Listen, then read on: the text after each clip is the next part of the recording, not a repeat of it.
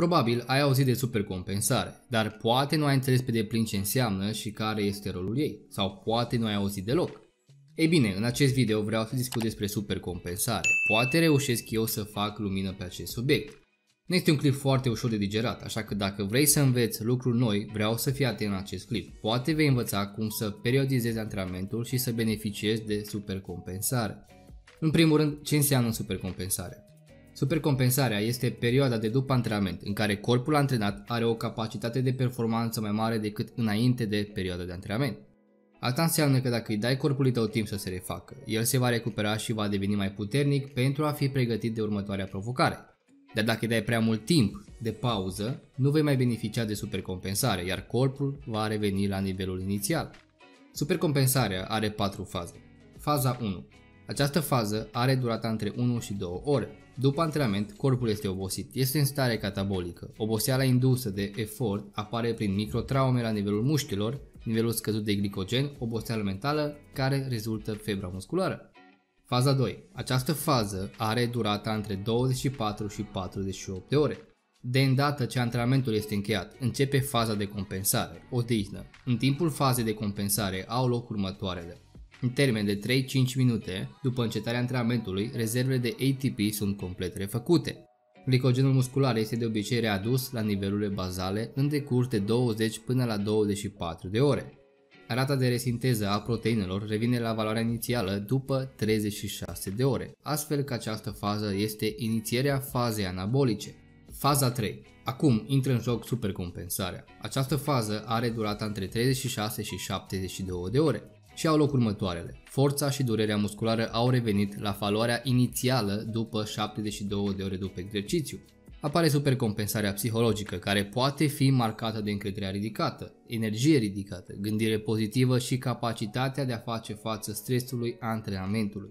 Depozitele de glicogen sunt complet alimentate, permițând sportivului să revină. Acum, corpul tău este pregătit pentru a face față noilor provocări. Și faza 4. Această fază are durata între 3-7 zile.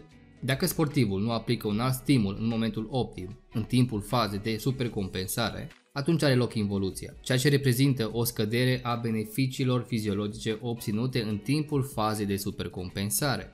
Pentru a putea beneficia de supercompensare, antrenamentul trebuie să fie unul foarte intens. Ai nevoie să crești greutatea progresiv și să-ți forțezi corpul să evolueze, altfel nu vei beneficia de supercompensare. Cel mai des este discutat în contextul overreaching, excesul funcțional, atunci când te antrenezi peste limitele tale, dar după câteva zile de odihnă, acumulezi rapid adaptări la un nivel mai înalt pentru a fi pregătit de următorul antrenament. Cu cât antrenamentul este mai intens, care pune un stres foarte mare pe sistemul nervos central, poate necesita mai mult timp, uneori până la câteva zile pentru ca supercompensarea să aibă loc.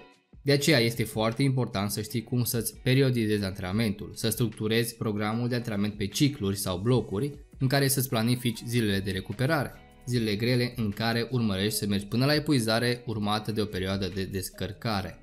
Dacă nu știi ce înseamnă periodizarea antrenamentului, am făcut un clip pe tema aceasta, vei găsi linkul în descriere. Trebuie să-ți planifici creșterea progresivă de la bloc la bloc, exact asta am făcut eu când am creat programele de antrenament pentru curs. Deși supercompensarea este benefică pentru sportivii avansați și nu pentru cei începători, în acest studiu din 2018, 13 persoane începătoare au parcurs 2 blocuri cu frecvența ridicată pe durata 5 zile fiecare bloc și cu pauză de 10 zile între ele. Primele 3 zile din bloc, persoanele s-au antrenat doar o dată pe zi, antrenând picioarele. Ultimele 2 zile s-au antrenat de 2 ori pe zi. Subiecții au avut o pauză de 10 zile între cele 2 blocuri de antrenament, iar măsurătorile au fost evaluate la 3, 5, 10 și 20 de zile după al doilea bloc de antrenament. Greutățile folosite la antrenament nu s-au schimbat pe parcursul studiului, dar performanța reprezentanților a crescut. După primul bloc, subiecții au resimțit febra musculară și alte creșteri semnificative, dar în timpul celui de-al doilea bloc, nu au existat creșteri în niciunul dintre indicatorii de deteriorare a musculaturii evaluate. Așa că este dificil să tragem o concluzie pe baza acestui studiu că supercompensarea funcționează. Avem nevoie de mai multe studii pentru a ști exact acest lucru. Dar de ce nu poți să încerci tu acest lucru și să vezi dacă funcționează? Pentru că mai mult ca sigur cred că eu am simțit-o pe pielea mea și inconștient am beneficiat de supercompensare. Pentru a testa acest lucru ai nevoie să atingi excesul funcțional, overreaching. Aceasta apare atunci când există un dezechilibru între antrenament și recuperare, iar după perioada de recuperare apare supercompensarea. Așa că performanța ta va crește după perioada de recuperare și vei avea rezultate mai bune. Însă, nu este ușor. După cum probabil ai experimentat, antrenamentele consecutive cu un timp de recuperare prea mic între ele pot duce la supraantrenament, iar asta înseamnă că performanța ta va scădea. La fel, dacă lași prea mult timp între antrenamente, efectul de supercompensare se pierde, iar condiția ta fizică nu se va îmbunătăți.